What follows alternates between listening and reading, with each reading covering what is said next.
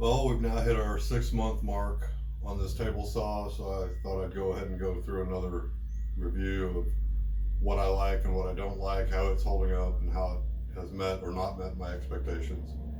And to be blunt, it's lived up to everything that I posted in the first one.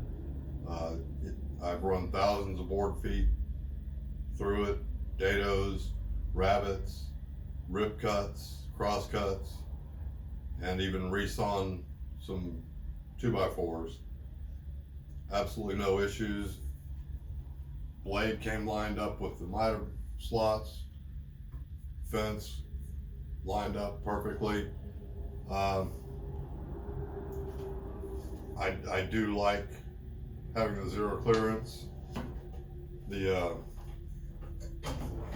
ease with replacing the blade. Really couldn't be made much simpler. Button right there, get it to lock, the nut's right there. This riving knife, super simple to pull off and put back. Now, I have never used it. It's actually got two spots, one for through cuts and one for non-through cuts. I've never used it on the non-through cut one, but it does go down that far. Lock it back down. Zero clearance for that. For resawing, I take the riving knife off, start low, and keep increasing my pass until I flip it over and get all the way through. But absolutely no problems with power. The only issue that I knew of going into buying this saw was the possibility of the motor burning out. And like I said, thousands of board feet, absolutely no problems with the motor. There are two things, I can't call them gripes because I really knew about them going in. And they're all centered around, or they're both centered around dust collection. No matter what you do, and I don't use this much for what I do, but no matter what you do, you're going to end up with dust on top and dust on the bottom. It's the nature of the beast. It's not a cabinet saw. If you pull this off, you can see the floor through holes all around in here. I had looked at modifying this to deflect more of the dust here to go back down for dust collection, but in looking at it, no. There's way too many gaps down there. Part of that I think could be resolved relatively easily. Part of it, when you go to tilt the blade for your angled cuts, you need some of that room in there. I still think they could have done a better job. But that said, if you had this on top,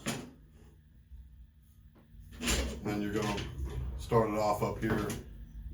I think they should make some way of connecting some sort of suction up there. I don't think it'd be too difficult for them to do it. I don't know that I will do it because, like I said, I don't use this that much. And it really isn't the biggest culprit. The biggest culprit is on the floor, and that's strictly through all the holes in there. I did look at possibly doing my own wrap in there, but when I went to do the tilts, I was never happy, making sure the wrap would stay away from the blade but still do its job. And what I'll probably end up doing someday is making a cabinet type enclosure down underneath. The one thing that did help is I have this connector that I pointed out in another video. and I run my dust collection. This slips right into the dust collection port. That helped a lot, getting a lot more air moving. But other than that, as far as the actual saw goes, no problems with the motor, no problems with the switch.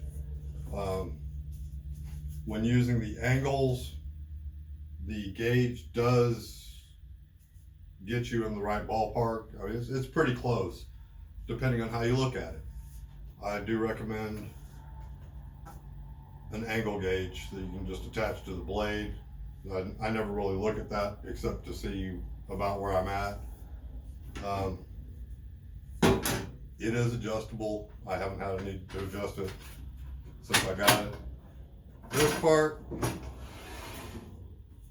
I really haven't used at all. I wasn't sure that I would. I could see where it would be beneficial, but I just never had a reason to use it. I haven't yet, and that's been through a lot of what I've done. I just haven't seen the need. The fence is solid. I have had no problems.